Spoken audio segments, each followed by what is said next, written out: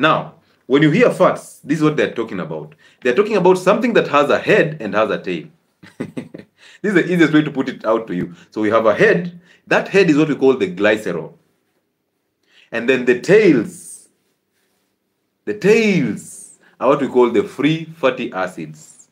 So when you have one tail, that is what we call monoglyceride. So monoglycerol. Mono is one tail, and then one head that is glycerol, so monoglyceride.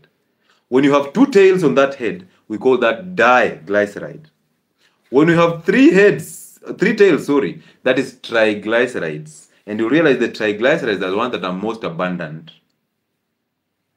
Now, you've seen on your cholesterol test, the results that come out, we have LDL cholesterol, HDL cholesterol, and then we have triglycerides. And then everybody escapes or avoids the triglycerides and focuses on LDL, which they call the bad cholesterol. I talked about cholesterol in a video before, and I told you there's nothing like that. LDL is not a bad cholesterol. It's actually just called a bad cholesterol to make you think that it's a dangerous one. And every time you think that's a bad cholesterol, you are on the road to taking a statin. So it's time for you to change your mindset. So, free fatty acids. Now, you see the tails. Those tails are what classify these fatty acids. They classify the oils and the fats. So when you have a tail, which we said they are the free fatty acids, so you have a tail that has double bonds.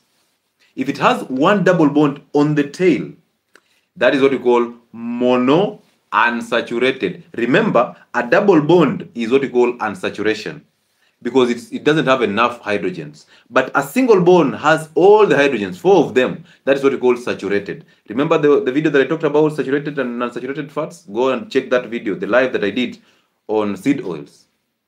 So when you have this tail having double bonds, that is the sign of unsaturation. When you have these tails having single bonds, there's no double bond, that is what we call saturated. I told you, the saturated fats are very stable because the carbon is held together tightly. So even if you expose them to heat, they will not oxidize. And these ones, because of that closeness, they actually appear solid at room temperature. The other ones which are unsaturated, and they have multiple double bonds, they are called poly for multiple, and then unsaturated fatty acids. Poly, multiple double bonds, unsaturated, they have double bonds. So your seed oil or your vegetable oil is actually a polyunsaturated fatty acid. The tail is full of double bonds. These double bonds are very unstable. When you hit them, they oxidize. They give you problems. Now you get the difference between saturated and unsaturated fats. The glycerol is still the same. The head is still the same. The tail is the difference. Thank you so much for following us. V, I appreciate you. Fali, I also see you. I see you. I see all of you. So those tails are the ones that bring problems to you. When they oxidize, they form reactive oxygen species that actually cause systemic inflammation, and they cause all this inflammation in the system. The radicals, they start destroying, they start causing mutations in the mitochondria, and that's where cancer hails from. But what does the syllabus say? What does the American Heart Association say about cooking oils? They actually recommend canola, which is a seed oil that comes from rape seeds. Seed oils are unsaturated, actually polyunsaturated fatty acids. Very unstable. But that's what your Heart Association recommends to us. And poor Africans, we are there with the syllabus. We are there every time with the new guidelines from the American Heart Association. America is leading in obese people. Almost 40% of the population is obese and overweight. But they are dictating nutrition guidelines to Africans. Where are we? Why are we this way though? Why? Why? Is it because we consider white people to be superior or something? Are we just inferior? Is it an inferiority complex? Listen, your great-grandfather used to eat saturated fats, the animal fats, and nothing happened to him. He died at 100 years. You are only 30. You're already on a statin. 30 years on a statin. You're not even a quarter the years that your grandfather lived, and you're on a statin. Are you even serious? Now you take a statin, the next thing you're having is hypertension, because we said cholesterol is going to produce hormones that control blood pressure. So you take a statin, and the side effect number 1 is blood pressure, hypertension, high blood pressure. You take a statin, you lower hormones. Now women, hormonal imbalances. Now men, erectile dysfunction. And guess what? For hormonal imbalance, the system has a drug for you. The hormonal contraceptives. For erectile dysfunction, the same system has a drug for you. Sildenafil, aka Viagra. So now you have a drug that is going to give you about 7 side effects. And each side effect has another drug. Are you now wondering why your prescription has more than 10 drugs? 5 of which are treating side effects of one drug. 5 are treating side effects. So we give you side effects and then we treat the side effects again. Now we are allowing them to vaccinate our animals. It's all over. Now we are allowing them to bring in GMO for the sake of food production. We increase food productivity. We don't even have seeds that can actually, you can plant them and they regrow. They can't. Once they've grown once, it's done. You cannot use that seed to grow again, to regrow another. It's not possible. Now they bring you fertilizers that don't know even where they're coming from. So at least for those who took the sand or the soil and bought it expensively, you would have gotten the fertilizer, which will be a mess, because just chemicals that we don't even know. They are not even approved by our regulatory bodies. And they don't use them in their countries, but they give it to us. So when you hear something called a donation, be very careful. A donation, it is supposed to be something that can be used in their country, and now they can donate to other countries. But look at these glyphosates, the chemicals, the herbicides. They cannot use them in their own countries. They are not used in Europe, but they are here. They are being pumped here. Where is our manure? Where? Where did we used to dig pits and then fill in with all this cow dung and all these maize cobs and all that, and then they rot and they give us healthy manure. We use it. We used to use ash on our sukuma wiki as a pesticide. Ash from the kitchen. Where did that practice go to? Did we become so old age or stone age? Was that so stone age that now we cannot use that? We are now modernized. We now want fertilizers from the industries. Now we want pesticides from the industries. Do you see it? My role is to open up your third eye. Once you have that eye opened, oh, you will be looking at the government and you'll be just laughing. Anytime. And by the way, this is the reason why you should avoid news. When fat is solidifying on your plate, there was somebody seated somewhere and he understood the assignment. Remember, I told you that the company that brought in seed oils in our plates was called Crisco. So that company is the one that actually thought, these seed oils, the lubricants for machines are very available and they're cheap. So we can actually change them and sell them to these people. And they started selling them to you. And now they told you that these fats that you're eating, the animal fat, the tallow, the lard, are dangerous. And they told our great-grandfathers, you see they solidify on your plates. This is the same way they are going to solidify in your blood vessels. And they will clog your arteries and they'll cause you heart attack. Our African people, because this is a white person and he has a gun, so he must be so sharp than me. So what they did, they dropped their lard, their tallows, and they embraced this. My friends, 5-10 years into it, heart diseases shot up. And the American Heart Association was coming up. It was a very small organization, 2 to 3 people. And now this Crisco company realized that this is a channel. So because this is an American Heart Association, we can actually fund them and we use them to lure these people into buying more of our products. So they came up with a TV show, and that TV show was actually telling people about healthy living. Now imagine a seed oil company advising you about healthy eating. Yeah?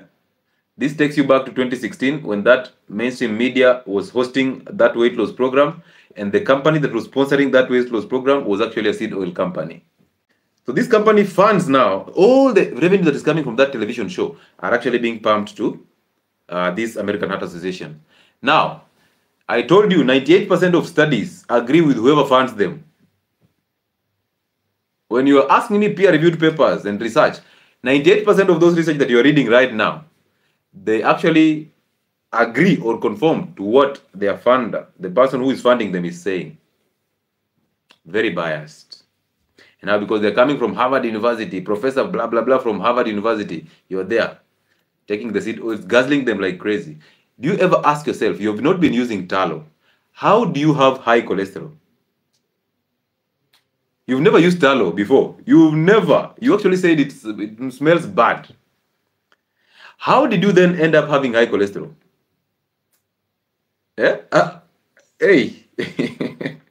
Some of you though, hey, oh no, doctor, if you tell me to eat tallow, I'll get cholesterol. Cholesterol will clog my arteries. I'll not breathe.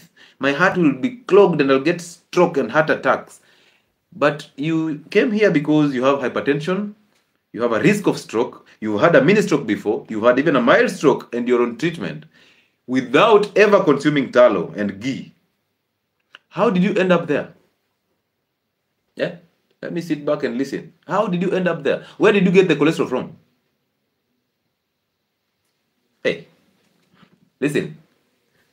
One day you'll understand that one function of the liver is to make cholesterol. When you go to the mode of action of these drugs, the statins, the fenofibrates, you'll understand that some of these drugs block the liver from making cholesterol. So therefore, your liver is the major organ that synthesizes cholesterol. And a larger amount of your daily requirement of cholesterol comes from the liver, not from the diet. If you avoid eating cholesterol-rich diets, the liver will compensate by making more. The liver will make more. Because cholesterol comes in to fix problems that have been caused by sugar and the seed oils, inflammation. Once you get that in your head, we are good to go. So where are we sourcing fats? Number one, we are sourcing fats from the liver. That is number one, the liver. A larger percentage of fat is coming from the liver. Number two, diet. 15% of your cholesterol daily requirement is actually from the diet. So the problem is, most of you focus on the diet and you ignore what the liver is making.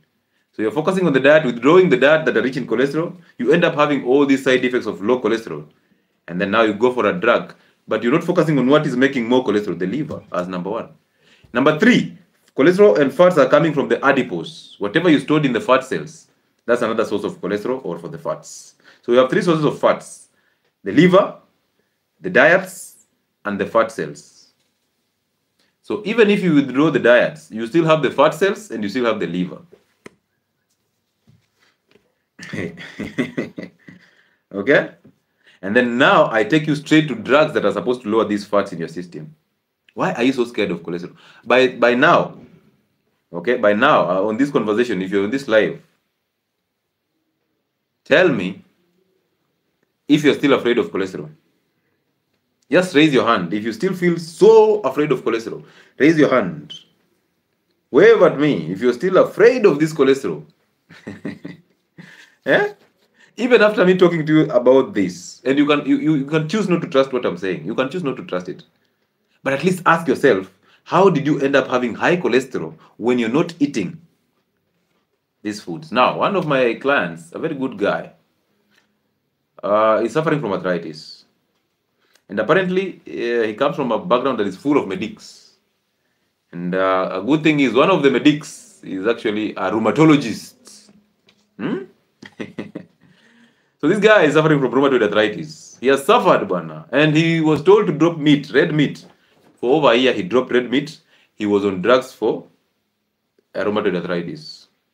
Thank you, Waibara. So then, a year down the line of taking these drugs faithfully and dropping red meat completely, the pain is still there. So this guy goes back to this consultant, the consult, okay? And then asks the consultant, bro, you know, you're my relative, and I just want to ask you some few questions. And for the relative to block him out, he's like, hey, you know I'm a busy guy. You being my relative, you understand my schedule, right? At least don't bring this conversation here. You know very well I am a busy guy and I have to attend to more patients. So make it short. So this guy says, oh, okay, I'm sorry, sir. Let me make it easier. Why do I have this pain a year after taking these drugs faithfully? And a year after dropping red meat? Why? And then now, because the rheumatologist wants to thumb chest himself, he wants to show this guy that these drugs are actually working. He sends this guy to the lab to do a uric acid test. Well, this guy has been eating pudding, fruit pudding at lunch hour every single day, and he's fasting on fruit pudding. Hey. So this guy, hey, kidney system. So this guy says, okay, maybe this guy has an idea. So let me go to the lab and do a uric acid test. My friend, uric acid test from 200 to 456. It has even exceeded the higher level. Aye, the guy is like, what? So now at least I have a substantive study. Now he goes to the to the rheumatologist and tells him, hey, Hotza, please, Hotza. I have avoided red meat for 1 year. I am faithful on drugs for 1 year. Now, why is my uric acid still in the air? Actually, it has actually gone the highest. Why? Professor says, these are exceptions don't make the rule. Okay, these are special cases, and exceptions don't make the rule. You are among the 1% who take drugs, and your uric acid goes up. I'm like, why? 6 weeks into diets, a simple fast, basically 3 days of a 16-8 and 4 days of 16-8 and 3 days of a 24-hour fast. No fruits, totally. No wheat. The guy tells me the uric acid levels are back to 186. I'm like, oh my goodness. So you keep taking the statins, hoping that because you have a consultant, you have a family doctor, you have the best in the game. They are coming from private hospitals. You are forgetting these are the doctors that are employed on public hospitals. They're just doing a locum on private hospitals. The same thing they tell you the other side is the same thing they're telling you in the private hospitals. And some of them have their own hospitals. So you just go there and they want to pay bills. They want to survive in the market. So they will make sure that you stay sick. Some of them are even taking drugs. They pull a drawer, they pop a pill. They are depressed. They're taking antidepressants. So how do you expect somebody who is depressed on antidepressants to actually take you off antidepressants? Misery loves company. Be very careful. The syllabus was designed to brainwash a few, to brainwash the entire masses. Thank you. Now, these are drugs that lower cholesterol. Drugs that will actually cause you more problems than they help you. And remember, about 50 years ago, cholesterol levels of 250 were very normal. 250. Now, if you have cholesterol levels of 200, you're told, risk of stroke. You must take high doses of statin. Take them every single night. Do you know why they tell you to take them at night?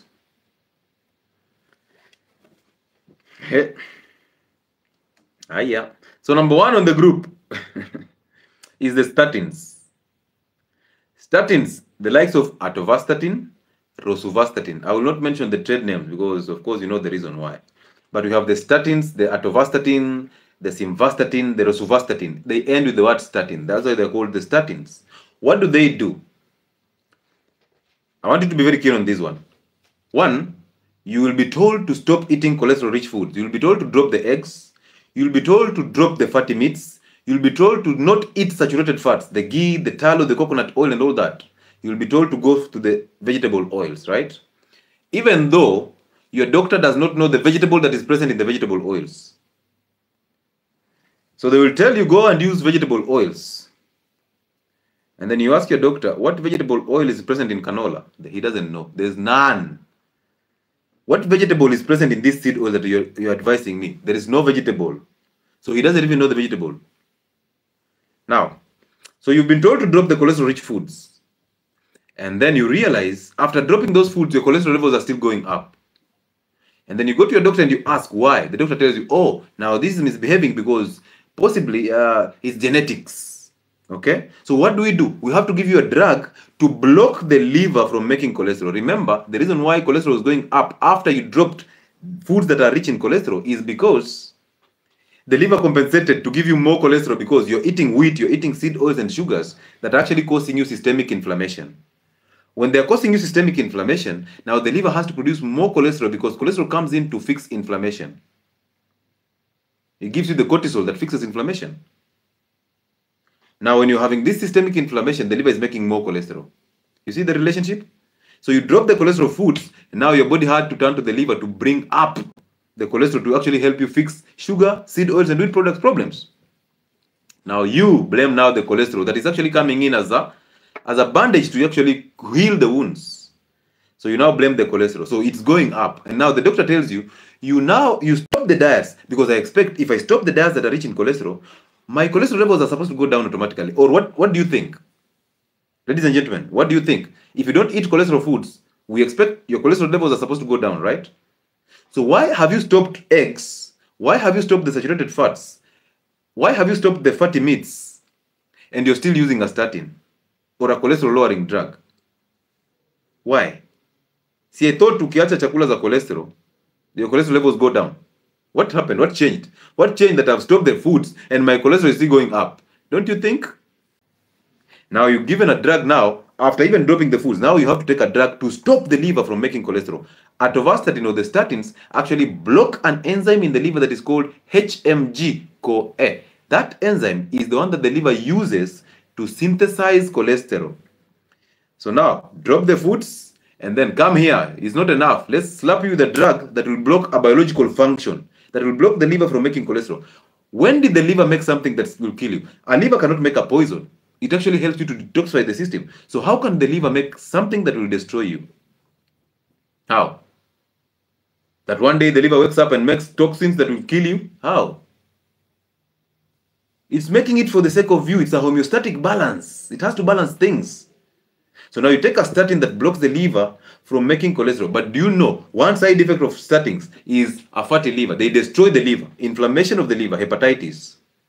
So imagine taking a drug that is going to block the liver from making cholesterol, and then you end up hurting the same liver. So statins give you an inflamed liver, hepatitis, as side effect number one.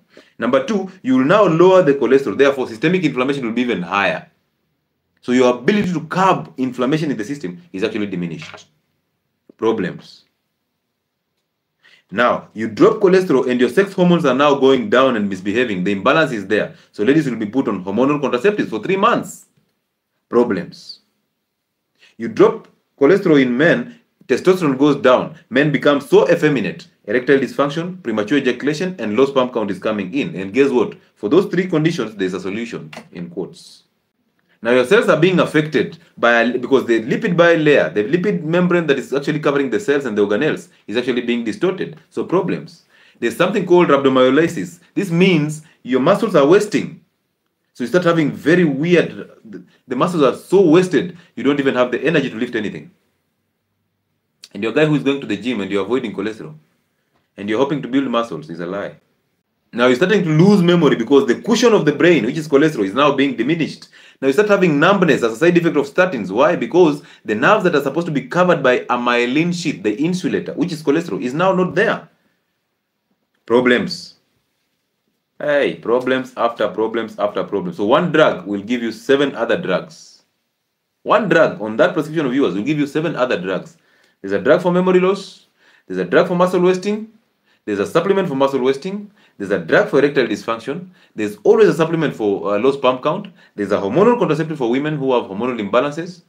All these drugs are actually coming in. And did you know statins actually hurt the kidneys? Therefore, dialysis is actually coming your way.